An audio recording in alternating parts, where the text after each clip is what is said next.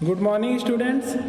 तो आज हम बात करेंगे एवरेज स्पीड। इसके पहले हम पढ़ चुके हैं एवरेज वेलोसिटी, तो आज हम बात करेंगे एवरेज स्पीड को हम डिफाइन कैसे करेंगे। तो आइए हम देखते हैं। तो एवरेज स्पीड को अगर हमें डिफाइन करना हो तो average speed is the ratio of total path length and time interval. तो इसका फार्मूला अगर हम लिख दें यहाँ पे, average speed equal to total path length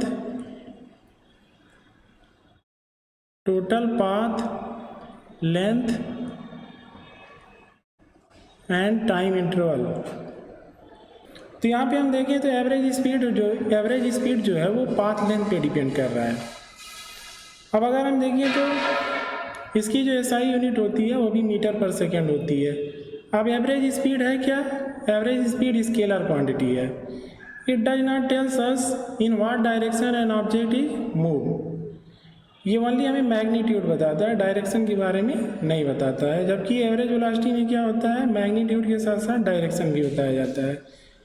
अब अगर हम देखें इसके बाद तो एक एग्जांपल ले, जैसे हम यहाँ पे सपोज दैट कि कोई ऑब्जेक्ट है तो स्ट्रेट लाइन मोशन कर रहा है यहाँ पे,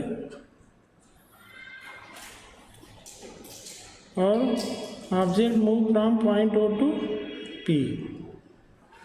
तो इस केस में अगर हम देखें तो डायरेक्शन चेंज नहीं हो रहा है, इसलिए इस केस में क्या होगा, डिस्टेंस और डिस्प्लेसमेंट इक्वल होगा। तो इस केस में एवरेज वेलोसिटी भी एवरेज स्पीड की क्या होगी, इक्वल होगी।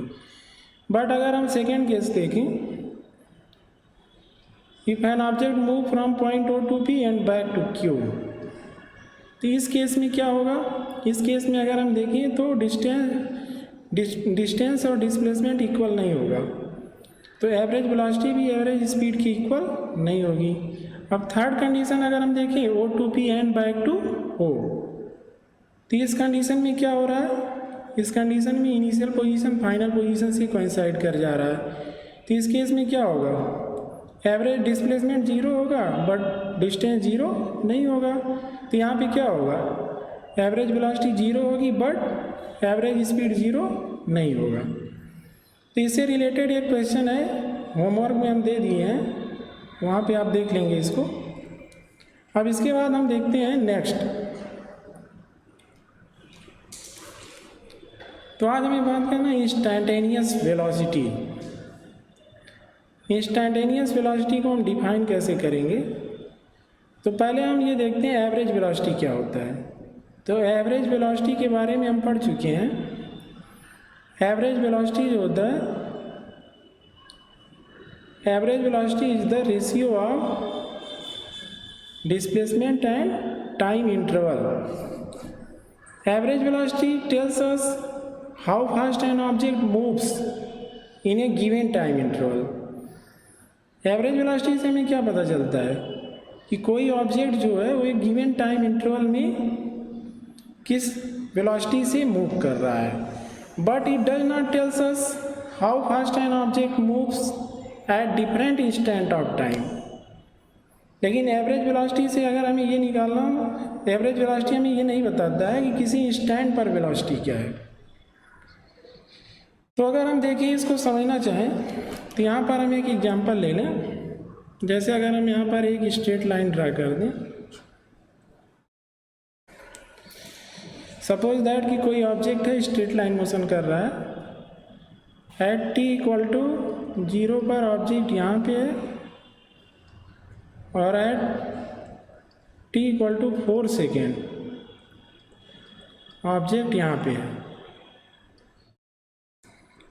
और डिस्प्लेसमेंट जो हो रहा है वो सपोज दैट 4 मीटर हो रहा है।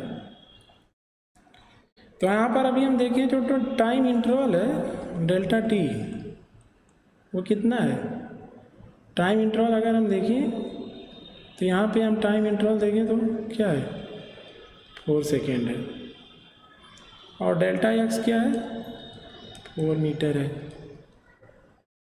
टाइम इंटरवल क्या है, 4 सेकेंड है, और डेल्टा एक्स क्या है, 4 मीटर है। तो यहाँ पे अगर हम देखें तो यहाँ पे हमें एक टाइम इंटरवल मिल रहा है। इस टाइम इंटरवल में अगर हम देखें तो हमें क्या मिलेगा, एवरेज वेलोसिटी तो क्या हो जाएगा 4/4 और ये आ जाएगा 1 मीटर पर सेकेंड। तो ये हमें क्या मिला, एवरेज वेलोसिटी। तो अगर हम ये गिवन टाइम इंटरवल में वेलोसिटी फाइंड आउट करें तो हमें क्या मिलता है, एवरेज वेलोसिटी। अब अगर हम यहाँ पे पूछें कि t इक्वल टू 1 सेकेंड पर या t इक्वल टू 2 सेकेंड पर वेलोसिटी क्या होगी, तो यहाँ पे हम क्या पूछ रहे हैं, यहाँ पे कोई टाइम इंटरवल है, यहाँ पे हम कह रहे हैं t इक्वल टू 2 सेकेंड पर वेलोसिटी क्या होगी। तो यहाँ इसका मतलब हम क्या पूछ रहे हैं कि वेलोसिटी एट एनी इंस्टेंट क्या होगी। ये क्लियर हुआ। एक गिवन टाइम इंटरवल में हमें क्या मिलता है, एवरेज वेलोसिटी मिलता है। बट एट एनी इंस्टेंट अगर हम वेलोसिटी देखें तो क्या होता है, इंस्टेंटेनियस वेलोसिटी होता है। तो ये क्लियर हो गया। इसके बाद अगर हम बात करें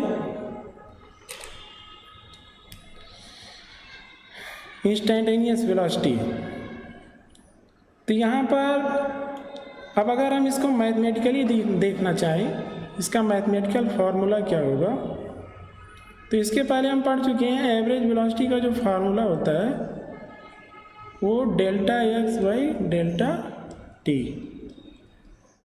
ये तो क्लियर है। अब हमें क्या फाइंड आउट करना है, इंस्टेंटेनियस वेलोसिटी। तो यहाँ पे इंस्टेंटेनियस वेलोसिटी या फिर सिंपली वेलोसिटी को हम वी से रिप्रेजेंट करते हैं। ये v इक्वल टू क्या हो जाएगा, इसके पहले हम लिख देंगे limit delta T tends to 0 delta X by delta T, delta X by delta T.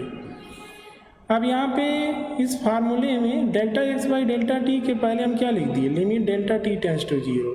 तो एवरेज वेलोसिटी किस में कन्वर्ट हो गया, इंस्टेंटेनियस वेलोसिटी में। ये कैसे हो गया, यहाँ पे जो हम सिंबल यूज किए हैं limit delta T tends to 0, limit delta T tends to 0, ये क्या हमें बता रहा है, ये हमें बता रहा है कि इस फार्मूले में जो डेल्टा टी है ये वेरी स्मॉल है। टेंड्स टू 0 का मतलब ये नहीं कि इक्वल टू 0, यहाँ पे टेंड्स टू 0 मतलब डेल्टा टी यहाँ जो इस फार्मूले में है ये वेरी स्मॉल है। अब अगर टाइम इंटरवल वेरी स्मॉल होगा तो ये किस में कन्वर्ट हो जाएगा, इंस्टेंट में। अब उस इंस्टेंट पे जो डिस्प्लेसमेंट होगा वो भी वेरी स्मॉल होगा।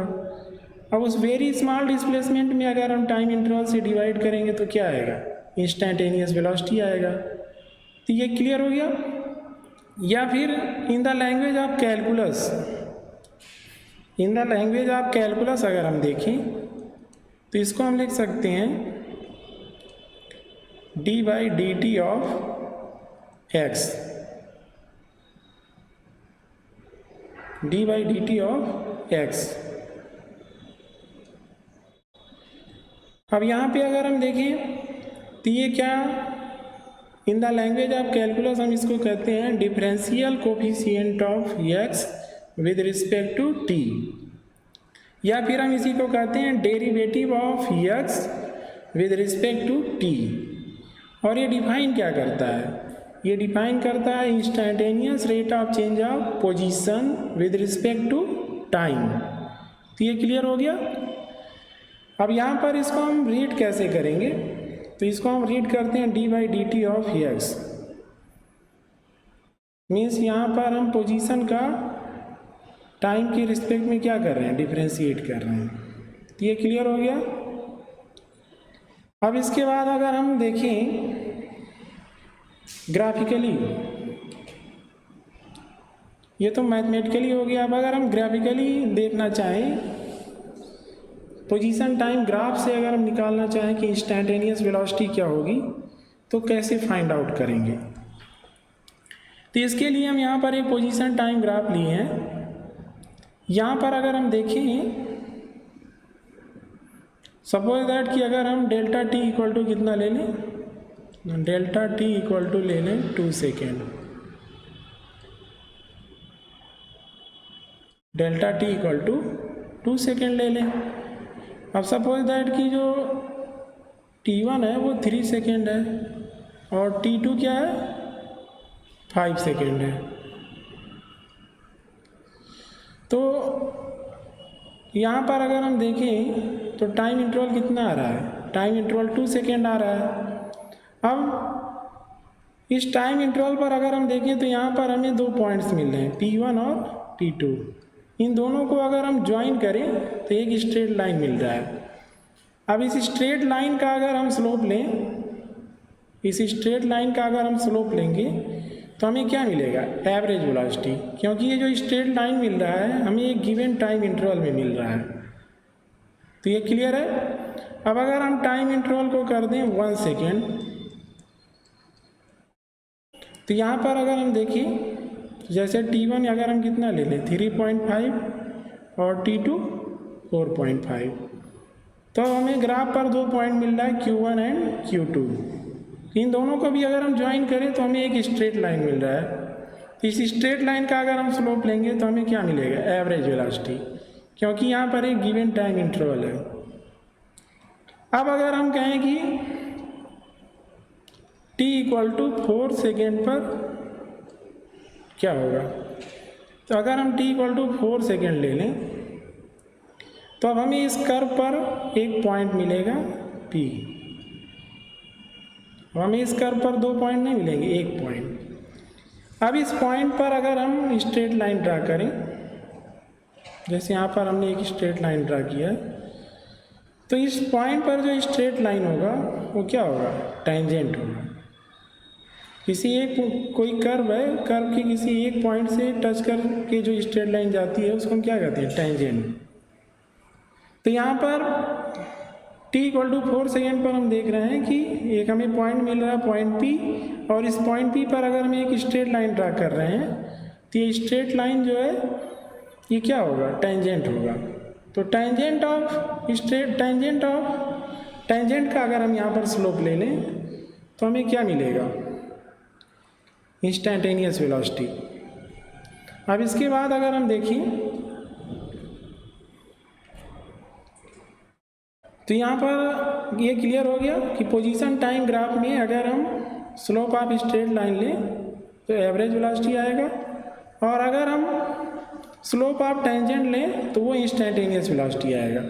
और इसके बाद ये होमवर्क है, इसको आप करेंगे, कोई प्रॉब्लम होगा तो इस पर हम बात करेंगे। Okay, thank you.